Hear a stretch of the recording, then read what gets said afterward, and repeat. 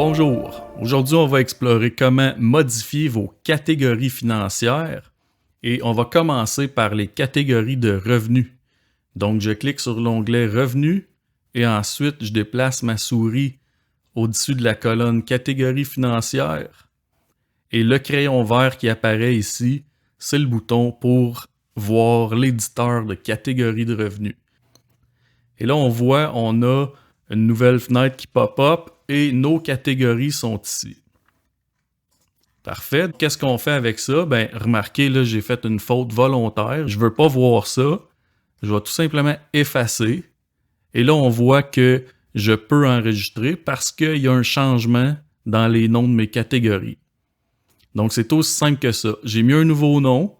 J'ai la possibilité d'enregistrer. Donc, si j'ai terminé, clique sur enregistrer. Et maintenant, ma catégorie vente contient le nom qu'on vient de lui donner. Pour aller un peu plus loin, on va réouvrir ce menu-là pour modifier nos catégories. Et je vais vous montrer ici en haut, on est dans « Trouver une catégorie ». Comme là, on pourrait écrire, mettons, CON pour le début de consultation. Puis là, on voit, il reste ce qui correspond, donc CON ici, puis CON pour contrat.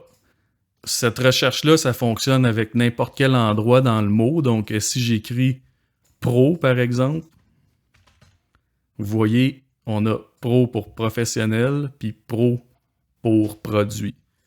Ça va aller plus vite en utilisant ça. Qu'est-ce qu'on peut faire d'autre que modifier les noms?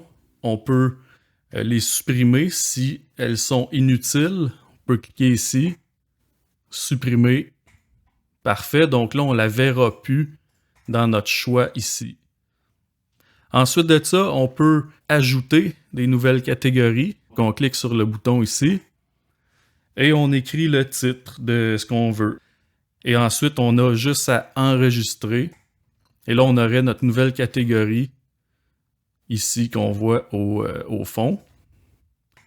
Une autre fonction pratique ici, c'est reclasser les catégories en ordre alphabétique. Là, en ce moment, on voit sont déjà pas en ordre. Tout ce qu'il y a à faire, c'est appuyer ici une fois et ils vont se classer en ordre alphabétique.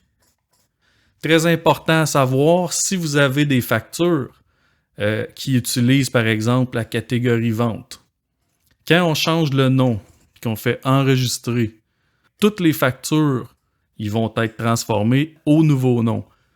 Maintenant, je veux vous montrer les catégories financières, mais pour les dépenses. Je vais juste aller sur l'onglet Dépenses et je clique sur le crayon rouge cette fois-ci. Même chose, mais il y a une nouvelle colonne Pourcentage alloué. Ça, c'est un aspect quand même très important parce que ça arrive souvent qu'un travailleur autonome va avoir besoin de déduire un pourcentage de ses dépenses, par exemple, de véhicules ou de bureau-maison.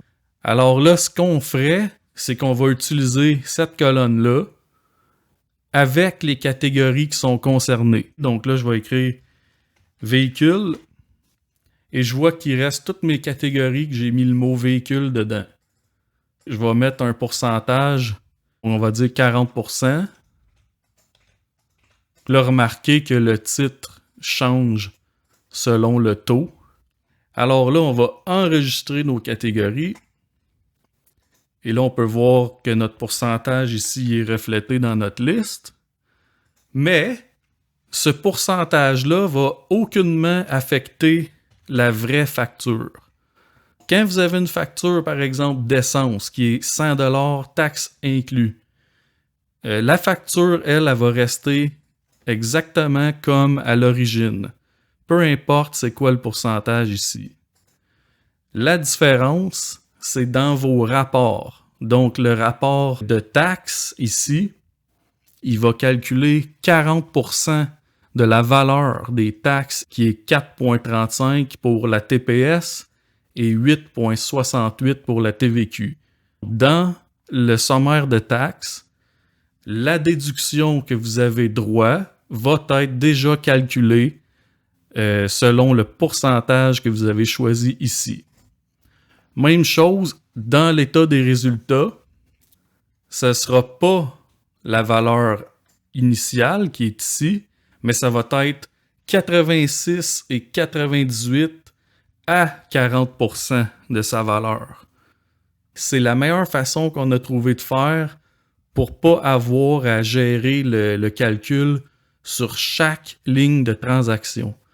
Vos factures originales sont toujours telles quelles comme dans la vraie vie. Ça change pas.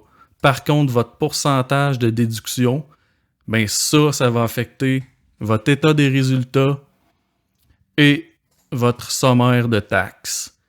Ce qui fait que quand vous allez voir les détails de transactions du sommaire de taxes, par exemple, là, vous avez toute la liste de ce que vous avez fait qui affecte vos taxes. Et regardez, ici, on a notre entretien et réparation véhicule. Puis ce montant de TPS-là et le montant de TVQ, c'est la valeur déjà calculée à 40%. Ici, dans les résumés, c'est la bonne réponse. Même chose, dans l'état des résultats, on a des détails de transactions. Quand vous avez une catégorie qui a un pourcentage, le sous-total affiché, c'est vraiment le calcul réduit à 40%. Parce que c'est ça qu'on a choisi. Si on vient le changer puis qu'on met véhicule 50%, puis qu'on enregistre, tout va être recalculé. Comme vous pouvez voir, on est déjà ici à 9000 au lieu de 7200. Alors, merci tout le monde et bonne journée. À la prochaine.